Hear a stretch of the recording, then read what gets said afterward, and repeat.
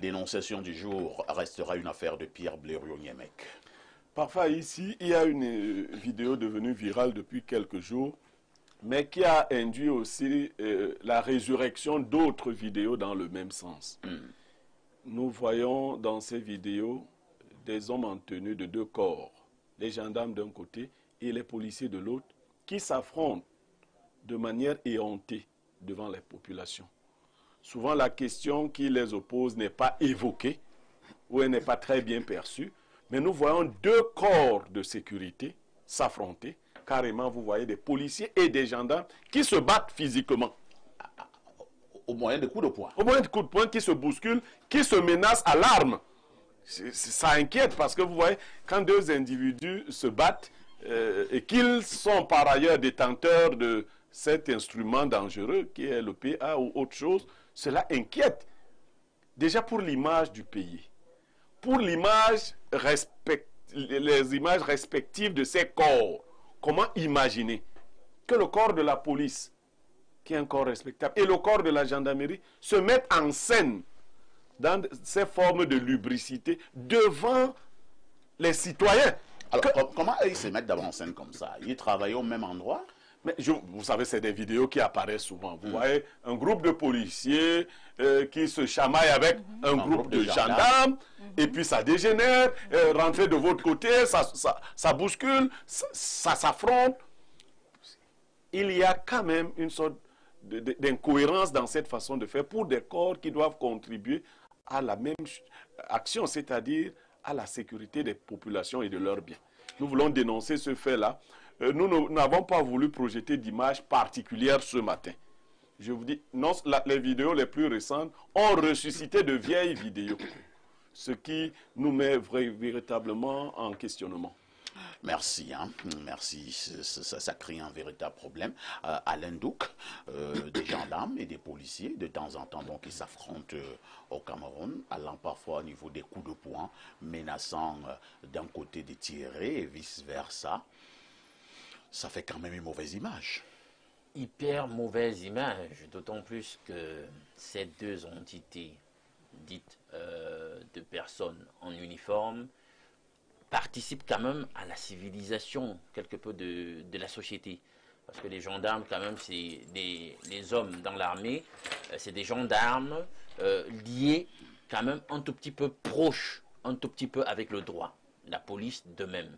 Donc on s'attend quand même, lorsqu'on parle de ces deux corps, à des gens qui sont quand même assez pondérés, assez continents.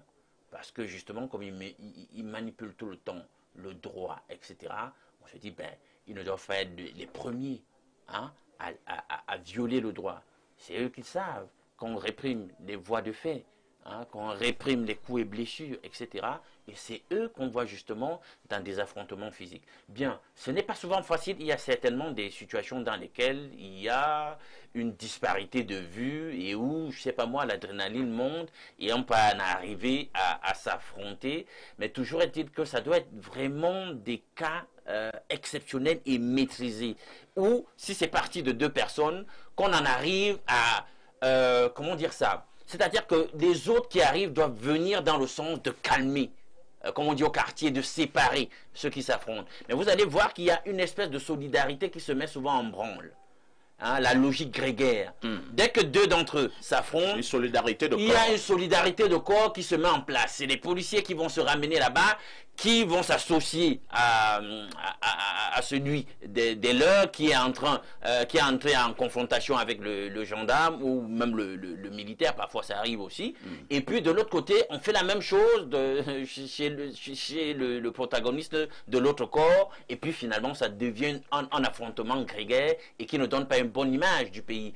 Et justement, ils ont une mission éducatrice, comme je disais, en rapport avec leur manipulation du droit. Ça envoie un mauvais signal donc aux populations. Si donc ceux qui sont supposés canaliser nos comportements eux-mêmes sont capables de tels écarts, on comprend donc que c'est très grave. C'est très grave. L'hôpital se moque de la charité et c'est le symptôme en réalité d'une société où les normes sont en train de voler en éclats.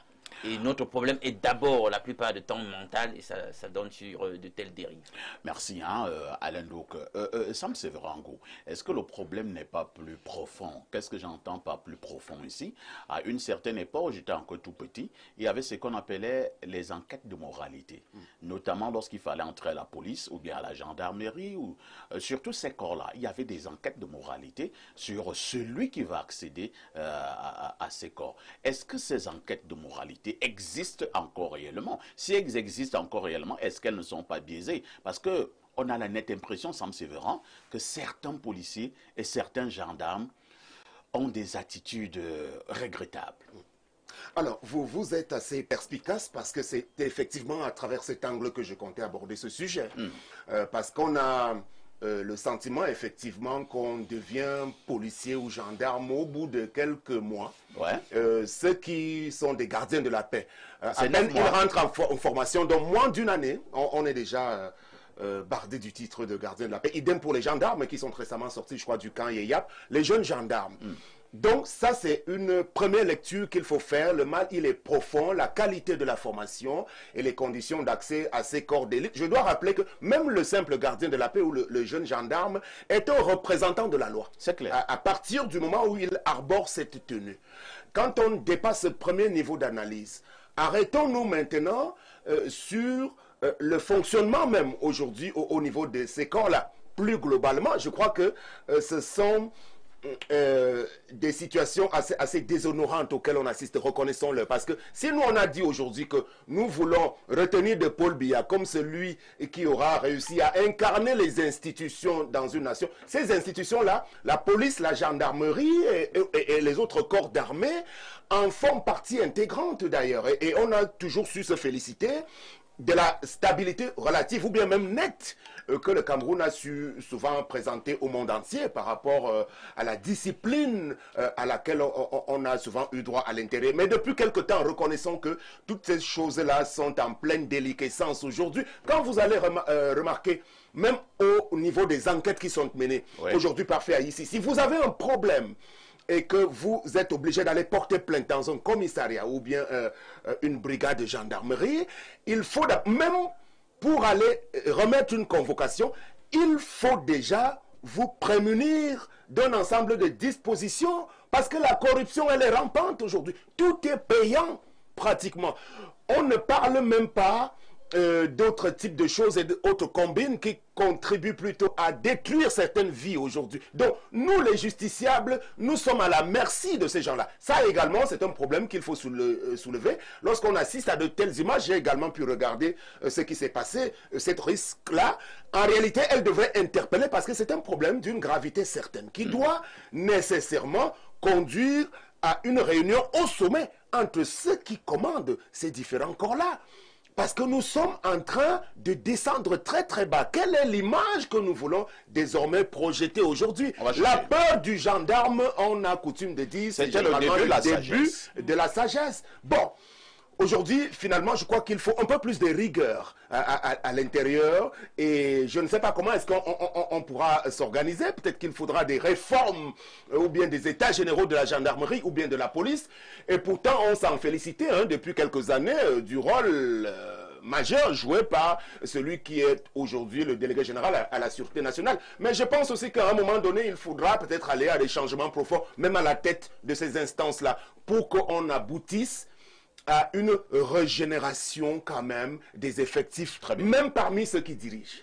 Merci Sam Severan. Julie EP, est-ce qu'il n'est pas question que le délégué général à la Sûreté nationale, M. Martin Barbenguele, puisse s'asseoir avec son homologue, le secrétaire d'État à la Défense en charge de la gendarmerie, M. Galaxé Etoga, pour essayer de se dire nous allons dire un peu plus loin. Il est question de reconscientiser nos troupes.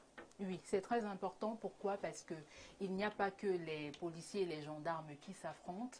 On a également vu les images sur les réseaux sociaux des policiers qui violentent carrément un citoyen seulement parce qu'il a exigé un ordre de mission de cette autorité. Et donc, il a été violenté, il a été plaqué au sol et ces images indignent la toile et indignent également l'opinion. Donc je pense que très bien, évidemment, il faut essayer de mettre des sanctions et également je dirais, comment je dirais, d'essayer de permettre à ce que les policiers et les gendarmes, on va le dire comme ça, puissent se rendre compte de la responsabilité qu'ils ont de protéger les citoyens. Parce que cette image ne fait pas du bien aux populations qui se sentent en insécurité. On a vu l'actualité qui a parlé de beaucoup de faits qui ont été commis et donc qui n'ont pas été vraiment sanctionnés par les autorités compétentes. Et donc, pour ma part, je pense qu'il faut essayer de sanctionner déjà ces personnes-là qui agissent de cette manière, parce que ce n'est pas bien pour l'image du Cameroun, et même à l'extérieur, qu'est-ce qu'on va penser de nous? Donc, je pense que c'est ce qu'il faut faire pour essayer d'arranger les choses. C'est ce qu'il faut faire pour essayer d'arranger les choses. Pierre Blériot, Nyemek, déjà tout petit, moi j'ai constaté, hein, vraiment je vais le dire, j'ai la nette impression qu'il y a un conflit latent qui existe entre gendarmes et policiers. Et quand je dis gendarmes, les gendarmes et les militaires sont d'un côté. C'est comme s'ils n'aiment pas du tout les policiers. Et les policiers, c'est comme si eux aussi n'aiment pas du tout les gendarmes et les militaires. Il y a un conflit qui existe au niveau de ces deux corps. Vous avez fait le constat, Pierre Blériot? Oui, le conflit, il est évident, il naît d'un faux complexe. C'est un peu comme lorsque nous étions à l'école, au lycée, au collège, on disait que les meilleurs élèves étaient en série C et que les moins bons étaient en série A. Certains enseignants ont contribué effectivement à mettre en place un système qui dirigeait les meilleurs vers la C. Alors, mais il arrivait que quelques meilleurs refusent d'aller en C, décident de faire la A. Et vous savez, quand quelqu'un sait qu'il a du potentiel, il ne se laisse pas faire. Nous avions donc ces conflits entre élèves de la C et de la A. Revenons au cas d'espèce. Tout à fait. Il y a un complexe qui veut que les militaires se disent supérieurs physiquement aux policiers. Ils disent que c'est lié à la formation des uns et des autres. D'autres les appellent même des civils habillés. Donc, vous voyez un peu les expressions aussi péjoratives. Ça crée donc une sorte de conflit. Et il faut dire que c'était rare entre gendarmes et policiers, c'était plutôt fréquent entre militaires de l'armée de terre et policiers. Alors, comme les gendarmes et les policiers travaillent sur le terrain et sont au contact des citoyens, vous dites bien, les moins gradés en police, on les appelle les gardiens de la paix. Tout à fait. Je suggère au MINDEF et au DGSN de faire un communiqué conjoint dans lequel ils indiquent que tout conflit, toute rixe ou tout affrontement qui se produirait dorénavant, après une enquête, les auteurs seront traduits devant les conseils de discipline et punis.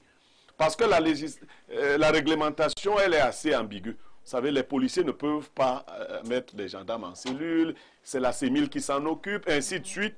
Mais il y a des situations où des policiers se trouvent obligés d'interpeller un gendarme et vice-versa. Donc il faudrait que ces corps, au niveau du sommet, soient bien réglementés. Parce que dans une des vidéos, on entend la dame gendarme dire « Est-ce qu'un policier parle là où les gendarmes parlent ?» Oui, est-ce qu'un policier... Vous voyez donc, c'est ce mépris-là qui est affiché. Des expressions choquantes. Moi, j'ai pour géniteur un policier. Il lui est arrivé d'aller au corps à corps avec des militaires parce que lorsque le policier est en train de faire son travail et que le militaire intervienne pour l'empêcher de faire son travail en arguant que lui, il est militaire et donc au-dessus du policier, ça génère souvent un esprit de confrontation. Et la confrontation, tenez-vous bien, peut aller loin. J'ai dit, bon, je crois que c'est pour cela que moi, je n'ai pas fait les métiers en armes. Parce que si on se bagarre et que j'ai mon arme, je ne crois pas que je vais la garder longtemps. Oui, on leur apprend justement d'avoir cette maîtrise-là, de ne pas sortir l'arme n'importe comment. Ce que nous allons dire ce matin est que ce soit les policiers, que ce soit les gendarmes, tous travaillent pour la République. Vous n'avez aucun intérêt à vous battre, surtout que vous êtes les hommes de loi qui devaient respecter le droit. À tout de suite pour la suite.